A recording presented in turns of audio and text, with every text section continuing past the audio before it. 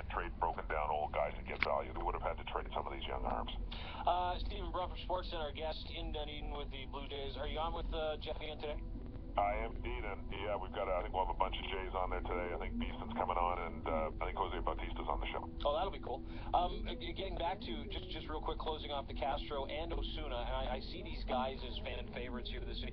If they make it, but do you see them breaking camp with the Blue Jays?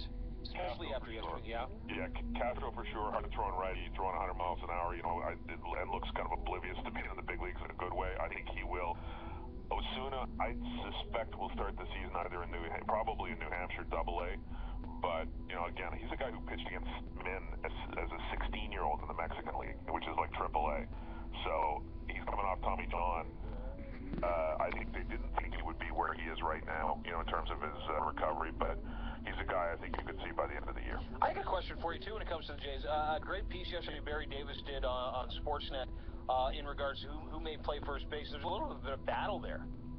Well, between Smoke and Barton, yeah. It's a battle, and you know, unfortunately, part of the reason there's a battle there and a big discussion is because Edwin Encarnacion is still dealing with his back issues, and you know, just started to hit off a tee, hasn't taken batting practice. You know, I think if he was healthy right now, we'd be talking about whether or not how many games he'd be playing at first, and you know, how many games maybe Connor Navarro would be playing as a DH.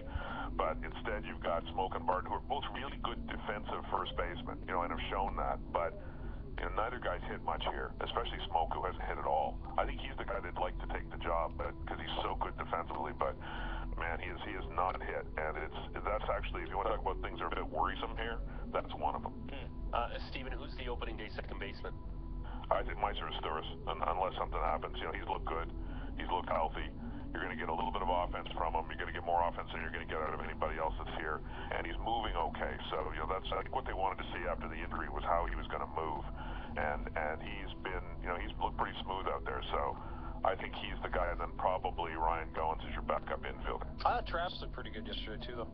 Yeah, you know what? He's been great. You know, he's done everything they've asked of him. But I think that they believe that, you know, that, again, I think they've got a little bit of time with him. So he's another guy who will start the season, I would assume, you know, probably in Buffalo.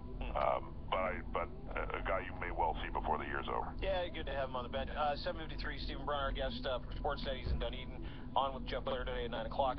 Your thoughts, I wanted to get your thoughts, because it's an interesting story, because I think there's some tentacles to this, is the fallout from 49ers linebacker Chris Borland retiring after 1 year due to long-term health concerns.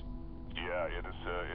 I'm not sure it's going to be a huge trend. I don't think a lot of guys are going to walk away from the money, you know, and the glory in the National Football League. Guys who spent their whole lives trying to get there, and there are a lot of guys who are going to accept that risk-reward equation. They're going to take the very high risks of football because the reward is so enormous.